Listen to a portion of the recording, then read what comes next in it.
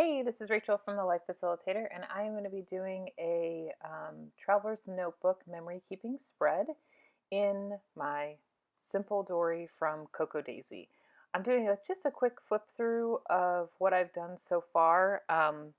This is still a fairly new format for me, memory keeping wise, and so something that I've been trying to do is just print the photos, get them on pages, and then kind of build around the photos. So here I am showing you that I have printed 4 photos on an 8.5 by 11 matte photo paper sheet from my printer, and they are roughly 3 by 4 size, although they end up being just a little bit larger than 3 by 4, which is fine. I don't need them to be a specific size. This is just how I can get these 4 photos on an 8.5 by 11 sheet of paper.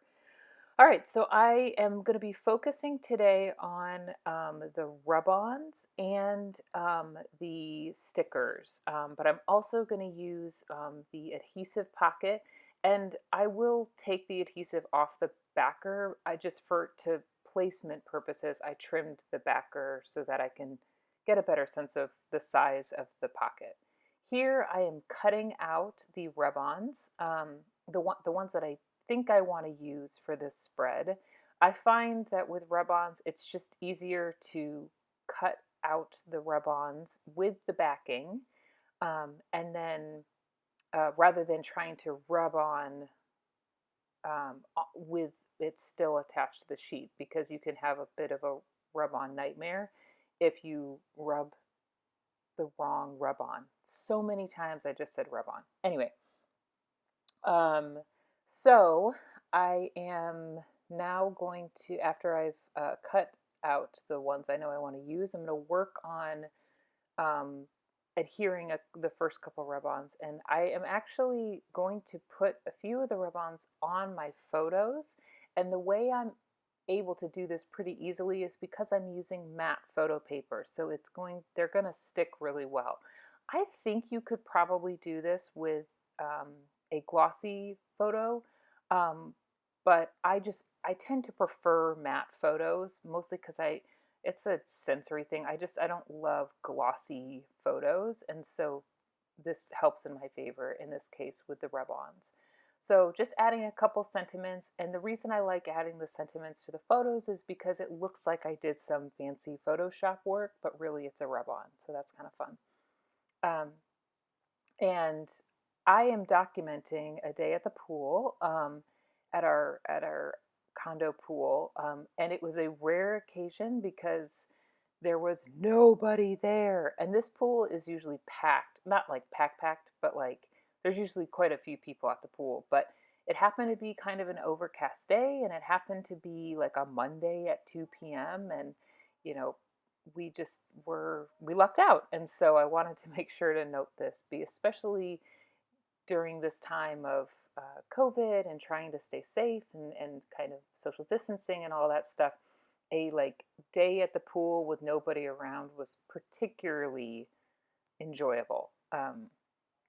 So what I'm going to do with the rub-ons is I am going to cluster them along the left side of the page, and then I will add a couple of the phrase stickers from the memory keeping kit in between the larger rub-ons. And so now I'm just kind of working on placement. I'm trying to keep the backer close to the rub-on so that the rub-on doesn't come off accidentally.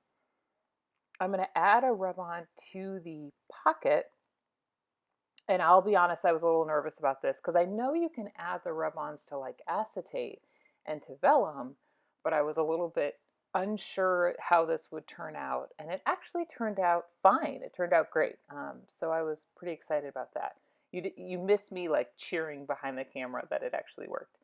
And so now I'm going to stick now I'm going to actually adhere the pocket down where I want it to go. I'm trying to leave room for like a little bit of a title, and you'll see that I added a flat cutting mat behind the place where I'm rubbing on to try to get a a flatter surface. Also, I made the mistake of trying to rub on with the backing still on. That will not work.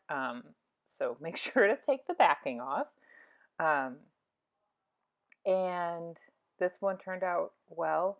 And I really don't have a trick for rub-ons. Other than just I'm maybe slightly more aggressive with the rub-ons than probably is necessary. Like I will maybe over rub just because I really want to make sure it sticks. But I also sort of peel slowly, and even if you don't get the whole transfer, you can usually add the parts that didn't quite make it onto the page. So again, I'm going to create a flat surface for my rub-ons, and I'm going to start adding the ones that are going to go along the left column.